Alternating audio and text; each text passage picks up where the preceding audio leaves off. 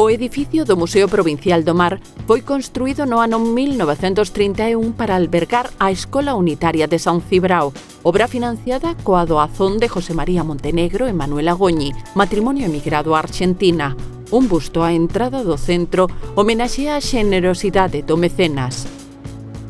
En 1969, a Deputación de Lugo converteuno en museo cos fondos reunidos daquela por Francisco Rivera Casas, mestre que exerceu durante medio século na localidade mariñá. Tras a remodelación acometida pola Deputación no ano 1994, pasou a dirixilo a Asociación de Veciños Cruz da Venta. Unha década despois integrouse na rede museística provincial.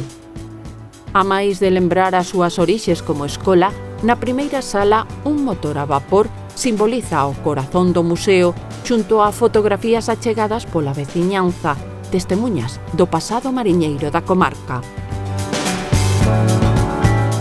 A sala segunda acolle réplicas á escala de barcos significativos da historia naval e marítima de San Cibrao, algúns construídos nos seus estaleiros. Ferramentas e instrumentos de navegación como esta roda de temón ou esta bitácora que protexe un compás comparten espazo coas maquetas e máis documentación gráfica.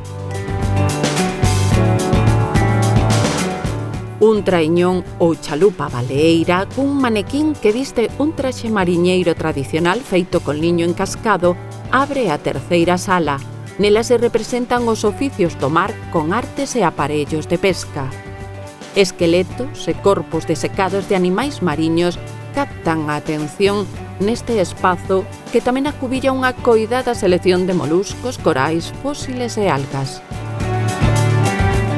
O Museo do Mar aloxa pezas únicas que evocan a historia da caza de baleas en Galicia. Estes restos óseos de baleas foron recollidos nas praias de San Cibrao, en especial na de Cubelas, onde se procesaban os cetáceos capturados entre os séculos XVI e XVIII. Un museo que narra a vida das xentes da mar e amosa a biodiversidade marítima.